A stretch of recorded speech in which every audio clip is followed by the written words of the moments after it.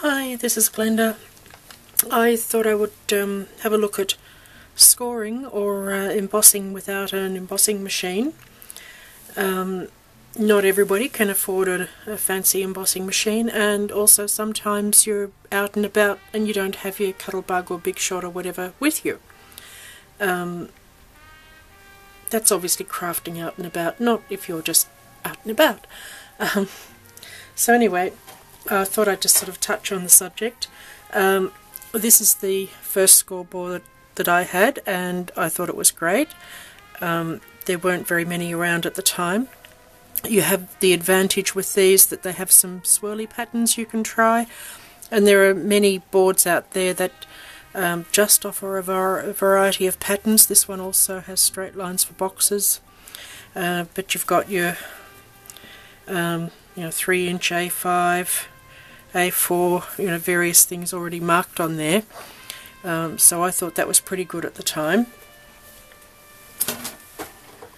Then I moved on to its big brother. They're both by Crafter's Companion. This was the Ultimate, and I used to use it quite a lot in my previous house where all my crafting was done on the pool table, and it was quite a good surface for working on, and since we've moved I've barely used it at all.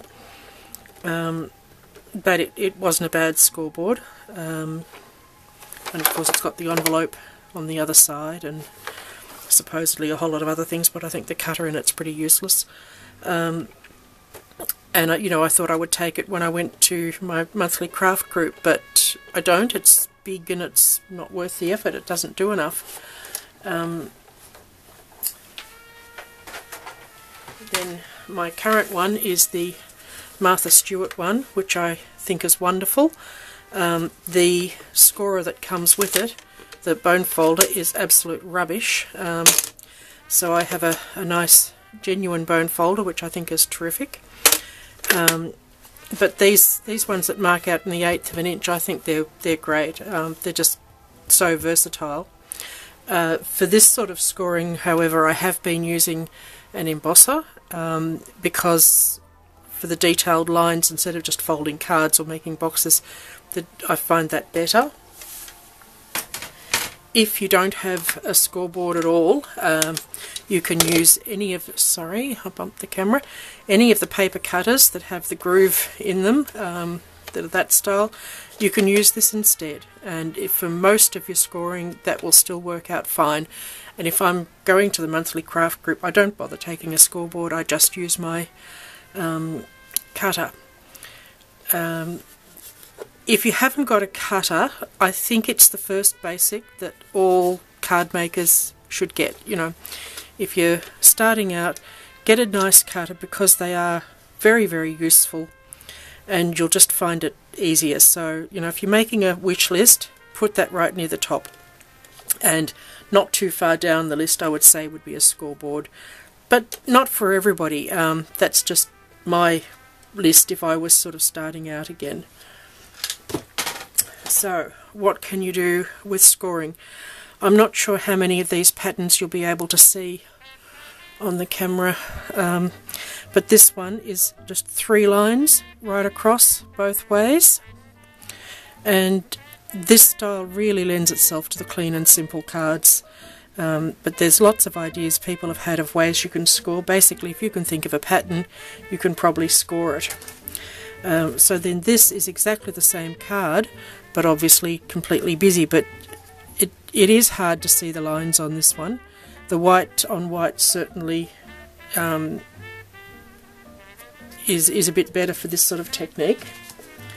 Then this one has 3 lines intersecting, so that you've got the squares on the corner. So once again, I'm not sure how well it's showing up, and I've used the debossed side instead of the raised side, so they're dinted lines. This one is a whole lot of rays coming out. You simply put it on an angle on your board and move it across. You keep that point on one mark, and you're going to move this one across 1/8 of an inch each time, and you end up with rays coming out like that. This one, there's 2 lines that are embossed, 2 that are debossed, 2 more that are embossed, and then I've used this little bug thing. I forget what they're called. Cutter bee bugs, and I've used that the same direction as the lines on each of them, so they're reversed. So that's just another effect where you're making a feature of embossing without having an embossing machine. Then you can go on to things like faux tiles. Split Coast have a tutorial on how to do these. If you are going to do something like that, I found it useful to put do your embossing, then put a white crayon down it before you do your inking, and it just helps create that illusion of tiles. This one, which wasn't a very successful card, but what I've done is do the embossing and then run a marker down it, and in this case it was a distress marker, so I then wet it afterwards, which gave the soft look to it. So that was another suggestion somebody had. This one, Stamp TV did a demo on this the other day, but you ink it. So this is the debossed line again, so it's the dinted bit, and I just ran a distress pad over it to get the lines. Then I was going to go into touching on using brass stencils, and the Frugal Crafter has just done a tutorial on various ways of embossing without a machine, so I'll just put a link to her tutorial, but that's the sort of results you can get. Here's my lines done with a scoreboard again, and this is done with the brass stencil and a light box, which I talked my mother into getting me for a birthday one year. She said what would I like, and I'd seen these not too expensive, and she ended up paying a fortune for it. She went to a posh craft shop and she reminded me often how much she'd paid for that light box, which doesn't get any use now because now I do have an embossing machine. This one was done with one of these rubbing plates and this duva, whatever it's called, from Fiskars. You dampen the paper, and once again the Frugal Craft goes into that, and I've done it on the coordinations paper and sanded it, which of course you can do on any of your embossing. So that's another thought.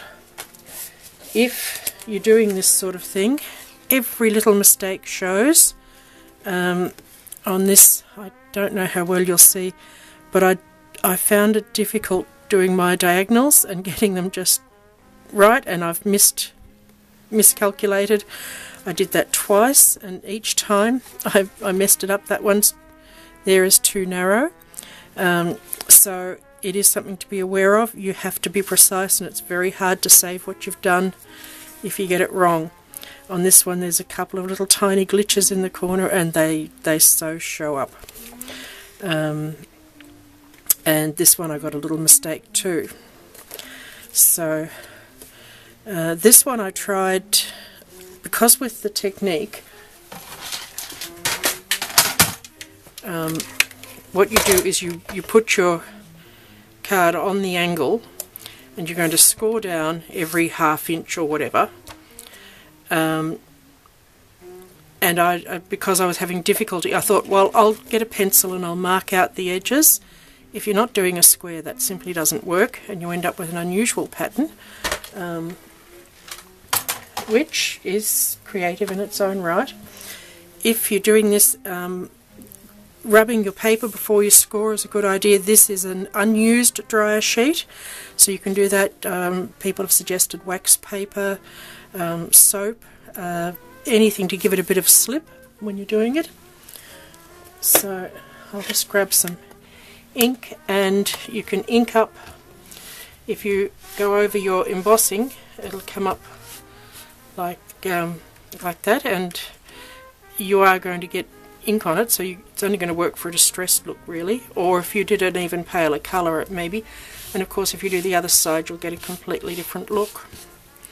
So that's a few ideas of what you can do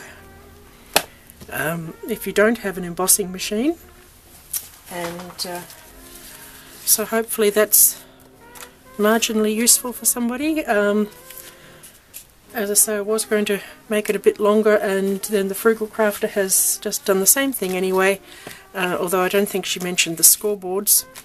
And this one's taken me a while to prepare. I don't know, I sort of lost interest halfway and I've been doing other things. So that's it for this time. Thanks for watching.